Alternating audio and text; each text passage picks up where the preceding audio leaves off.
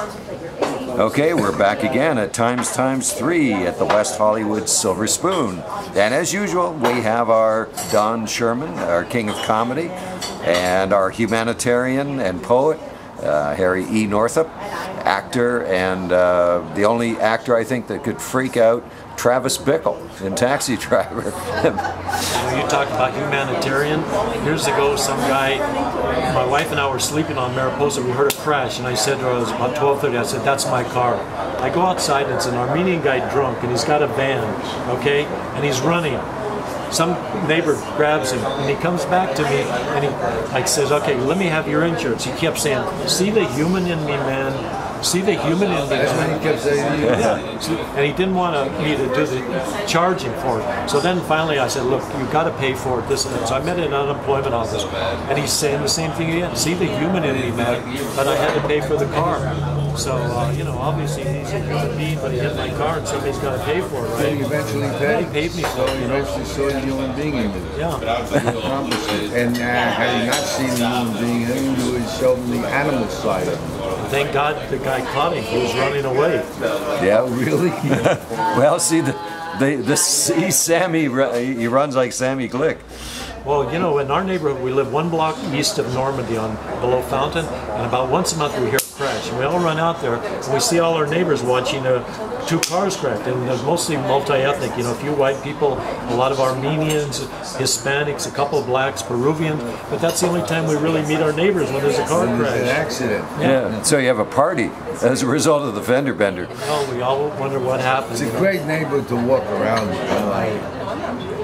Really, a lot of gangs, Armenian gangs, Hispanic gangs, a lot of Scientologists. You don't hear too much violence from Armenian gangs. They sing and dance too much. No. Sometimes in the middle of the night, I'll look out. No, there's a lot of Armenian gangsters. These guys with good-looking guys with their leather coats. You know, they look like mechanics. One night, recently, I looked out the window about 4 o'clock in the morning. There were 2 cars parked like this, and they were taking boxes from one trunk and put it in the trunk of the other. Oh my God! You know? Yeah, they were probably cupcakes, right? I wouldn't dabble on this topic too long. Because they might come after us. Because, you know. Yeah, they'll be looking you up. Yeah. People have. They'll watch us on the YouTube and they'll say, "I'm going to get that guy in Mariposa." I keep thinking about all the documentation that's going on in the world today. What's this world going to be like in 50 years? You'll know everybody. You know everybody's history.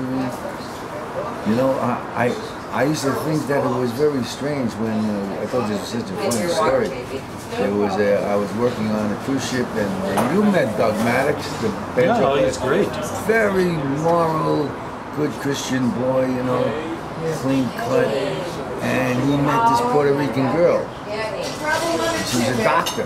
Lemon and water. And they flirted with her, and they really got it on pretty well. And she used to come down and meet him every week that we came into his San Juan. And one day he was so excited, he said he thinks that they're going to really have a possibility to get intimate. And he was so excited for this day. And I waited with him, and she came, picked him up, and the first place she took him was to her office. And she gave him an AIDS test. And when you think about it, the dating world, when I was dating, we never thought about those things. But God, what must go into all this? Because it's serious business, it's serious business. So as romantic as you are, and yet there are people that forget it doesn't happen to them. You don't want to catch anything, right? Yeah, so I mean, you do have to go through all these things. You know? Take all these tests, and now they got this testing down so good that we're going to be tested forever. We're going to be tested to go into the market. Well, there's some people that probably carry on their social relationships like they're on Match or something like that. They list the movies they like, they list the records they like, and these little superficial. Do they say whether they've had an AIDS test or anything? Well, they probably ask them. They probably tell each other that. You know. That's why I can't see anybody dealing in a sex trade because Don't you? You're a happily married man. Don't you get any ideas? No. A mistake is death. A mistake, he wasn't deaf at one time. You know. Well, now you can Google your date and see what comes up on the Google I rating. wonder the actual changes in marital structure and courtship and commitment to marriage, or whether decreased marriages, increased marriage. This whole thread of the specter of AIDS and stuff like that. Oh, sure. It's a different dating world than I was brought up in. God. But then again, it's We're men thankful and we women. have lovely wives. Men and women, they work it out. It's And a why they miracle. work it out. You see some of the strangest men with the strangest you can imagine them being together. You know, I always noticed that the guys, real buff guys with muscles, and walk around with little t-shirts like that. They always have very out of shape wives or girlfriends. Yeah, big, heavy set, obese wives. They, where these women like worship their body. You know, it's amazing. And then little guys like big women to command the women, you know. Oh yeah, big tall women. You see the short little fella, you know. Always you see those combinations. We talk about people being buff. Years ago, I was over at Farmers Market, and Huell Hauser was doing a show. And, he's always like buffed up and wearing those Tommy Bahama shirts. And this guy comes up to him and he said, "Huell, do you work out?" And he didn't really answer the question. Well, don't work out anymore, man. No, he looks a lot different This now. show's been on here since I came out to California. It just never goes off the air. Remember, he always say, "Look at over there. I'm taking you over there. Look at this table. Will you bring the camera over here? Get a shot of this table. He's Look so at that overly silverware." sincere with people. And he's so excited. Yes, he does. Look at that, a pebble. Oh my pebble. goodness, look at Dana, this. bring the camera over here. Look at that pebble. Yeah. It's like a grown-up Mr. Rogers. Well, yeah, in a way, yeah, with a Tennessee accent, you know. I like his show. Some people I put him love down. Mr. Rogers. Comes in with his coat. Fred Rogers. Starts a whole new day, Sweater. Mr. Rogers. Takes the sweater off at the end and hangs it up again. He was good. That was a good state of mind to put the kids in, you know. Oh yeah, my kids were mesmerized by him. Yeah, and his characters, the mailman, you know. Yeah. But he was kind of a hip guy. Remember, he used to have a lot of jazz artists on his show. Yes. Yeah. Yeah, as a matter of fact, his show was like a hip too in the way he dealt with the kids. He talked to them like an adult. You know? Yeah, he did. And but I thought it was pretty cool when he would bring out a jazz trio. Children's shows, the people that made like Soapy Sales, you know. Oh yeah. Who would ever think that show would take off? Well, it was the cream pie, I think. Tinkerbell, they should put them all in a special. Yeah. Tinkerbell, you remember in the Midwest they have any Hey Sir Harry or Zeke and his When I grew up, I didn't watch TV growing up because I was always outside playing sports. But I do remember my dad, he liked to watch Jackie Gleason, and he would like to watch variety shows at circus and all You that. didn't have a kid show that you were like. Yeah. I was always playing sports. I never watched television until I did a TV show, and then I bought a TV so I could see myself. Really, you didn't watch it as a kid? No, I never watched TV. I was too Remember Uncle busy. Don? Never Superman, Gene Autry, or Roy Rogers. Uncle Don? No, we didn't get that in Canada. Uncle Don used to celebrate your birthday. Mine? No, it was a person's day. And I tell you what I liked. They would put the gifts under their seats and.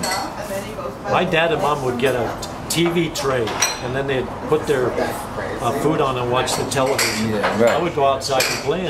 You know, I'd go out and my dad say, "Why are you going out?" He said, "Don't worry, you're not going to miss anything." But I always had to be outside playing sports. That's great. But I do remember in the early 60s when I went to New York to study acting, there were two series that I liked. One was The Defenders and The Naked City. Those were two good shows. Yeah, Defenders. E.G. Marshall. E.G. Marshall, yes. Oh, he was good. And a kid I know who wanted to be a comic, and he was fired from a job, and I came to take his place as social director. And he wanted to be a comic so badly, and it was a real smart-ass hotel, and he took a lot of abuse from them, you know. And I said, you shouldn't do that, man. You shouldn't let them do that to you, you know. They really got to, you just walk off. You don't curse. But he ended up being one of the biggest writers. He was one of the defenders, and he did, what was his name? Larry Seaton? Something like that. Boy, he let them do it. I said, why do you let this? Because I love it. I just want to be a comic. Yeah, but it's can't be a comic like that. Here's one thing, TV, I remember when, you know, growing up in my little town, whenever the World Series. No applause after that. Huh? Okay. Yeah, there's applause. I was waiting for the audience applause. See, I hear the audience applause even though the audience isn't here. You're always good with timing. That's one thing I told you my wife noticed about you. She watched this show and she says, one thing that's great about Don is his timing, among other things, obviously. But in my town, remember the World Series would be during the day. So a lot of people didn't have television sets in the mid-50s in Nebraska, in my little town. So they put 4 TVs, you know, one facing each way, and then in the auditorium they put seats around, so you could go over and watch the series in the daytime, in the afternoon. Really? Yeah, they used to do that at the TV store in Victoria. Oh yeah. Remember in the windows. Sylvania would go go watch a fight through the people would stand window with that Sylvania around it, a boxing match or something like that. Yeah, they put a speaker out there and then they'd line up all the televisions and people would stand in front of the Zenith store. Television took over. God, it's amazing. Ubiquitous TV. When I was in New York doing a picture, I was standing at the La Meridian, and there's a TV in the elevator. So I said, wherever you go, the ubiquitous TV, and the guy next to me said, well, why not? Where are you going to put your eyes? You know, on the floor. And the Three Stooges were playing. So wherever you go, there's that TV, right?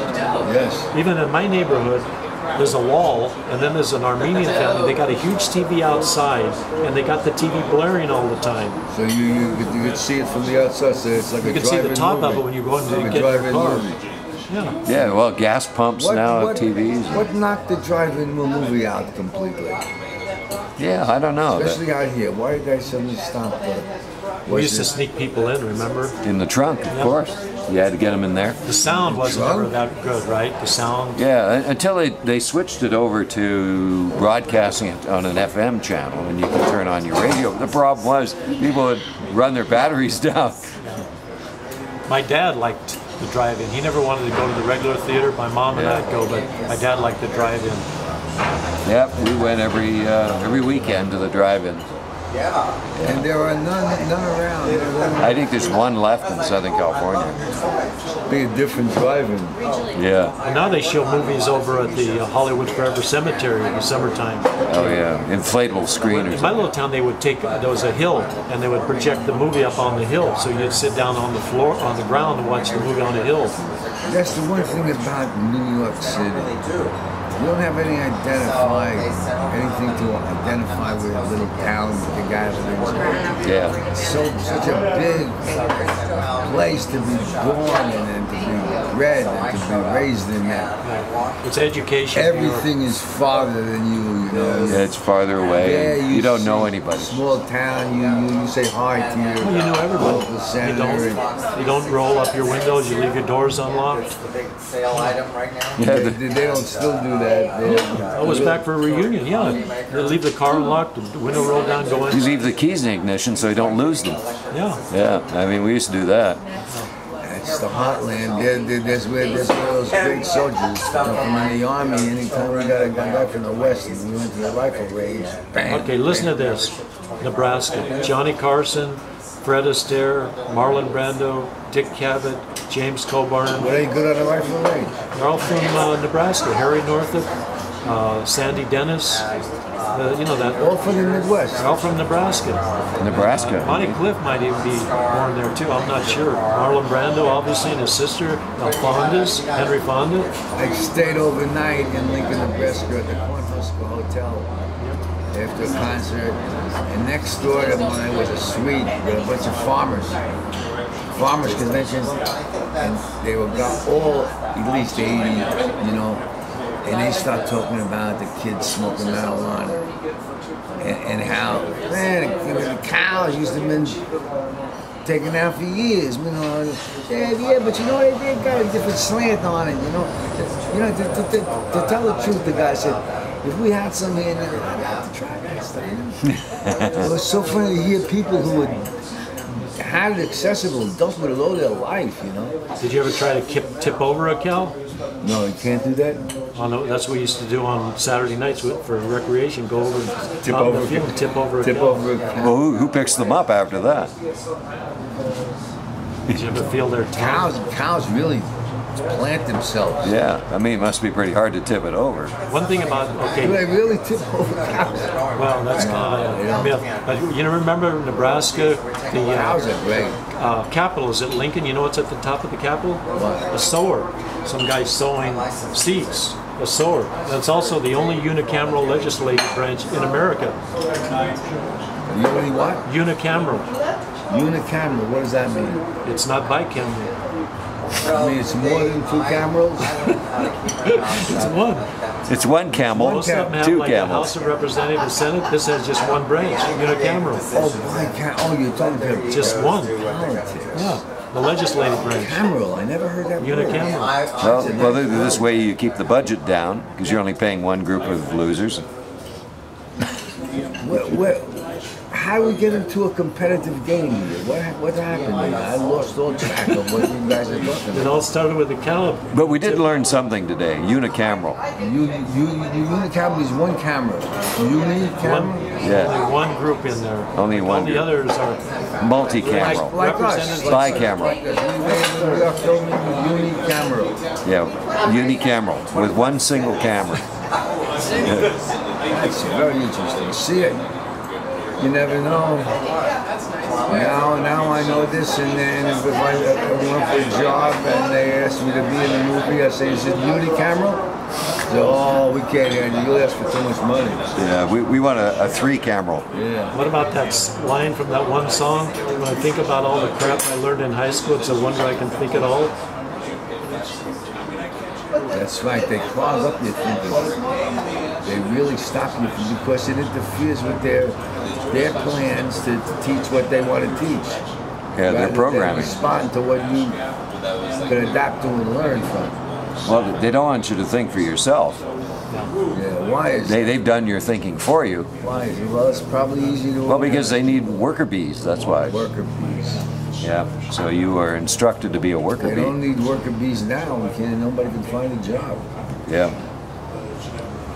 But the worker bees are over in Asia now. Someone came on the television and said that that's a real, and they were very high up in the finance force, so that's a real myth that America's broke.